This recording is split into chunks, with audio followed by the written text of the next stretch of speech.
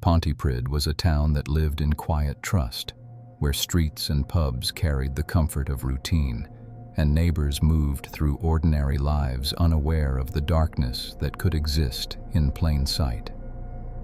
On the evening of April the 28th, 2015, 47-year-old Tracey Woodford went to the Skinny Dog pub, seeking the familiarity of friendly faces and laughter, unaware that she was stepping into the orbit of a man whose presence had always gone unnoticed, yet whose mind harbored a cold, calculated darkness.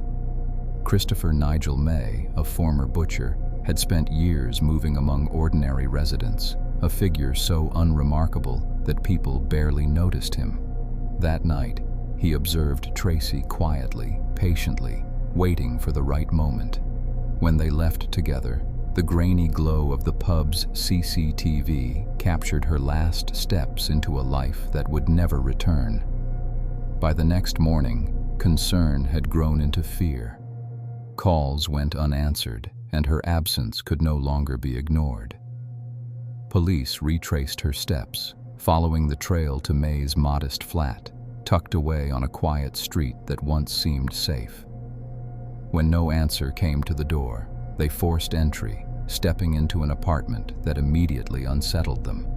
The room was eerily clean, too ordered, scrubbed in ways that suggested careful thought rather than panic. The air was thick with a faint, unsettling scent, a whisper of the concealed horror within. It became clear that whoever had committed this act had done so with remarkable control. Tracey's body, or what remained of it, had been handled with a meticulous precision that no panicked individual could achieve. The presence of absence, the pieces missing, deliberately hidden, made the apartment feel colder, as though life itself had been partially drained from the space. The missing parts forced investigators to venture into the town's underbelly. Storm drains, forgotten tunnels beneath streets and houses, dark veins running silently under Pontypridd. Crawling into the damp, echoing tunnels, the officers felt the oppressive weight of the act that had occurred above, almost as though the darkness had seeped into the concrete itself. Nearly 140 meters into the depths, they discovered what May had tried so carefully to conceal. The psychological weight of the discovery was staggering. It was not the visible horror alone, but the patience and calculated precision that revealed a mind completely detached from empathy, a predator operating quietly and methodically among the unsuspecting. While Tracey had been alive, she had walked with trust. After her death, May had moved through the flat with an unsettling composure, performing acts that, while ordinary in appearance, carried an unspoken terror. Forensic evidence later traced his movements with unnerving clarity, showing a man who understood control and concealment, who acted with deliberation and calm, unaffected by the magnitude of his crime. When arrested, May offered no explanation, no remorse, no recognition of the life he had taken. His blank, composed demeanor was itself terrifying, a window into a mind capable of horror without agitation, violence without panic. In court, the methodical nature of the crime was revealed. Prosecutors emphasized that this was not chaos or impulse, but a deliberate, calculated act, executed with precision and control. May's former profession as a butcher was discussed not to focus on gore, but to illustrate how knowledge and skill had been turned into tools for concealment. Jurors were confronted with the chilling composure of the killer, the patience, and the deliberate nature of his actions.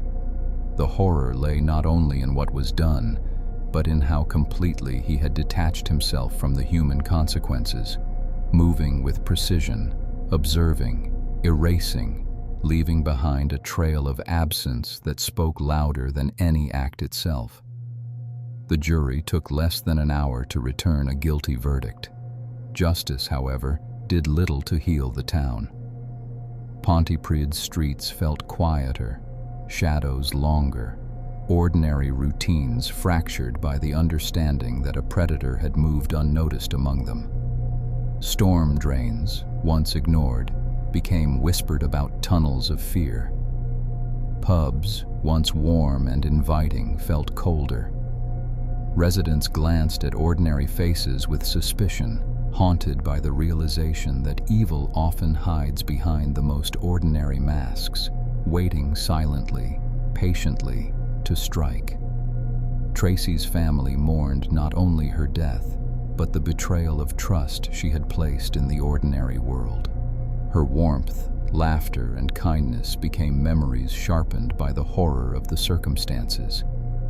The psychological terror of the crime lingered longer than the trial itself, a constant reminder that monsters often move silently, invisibly, and with calculated precision.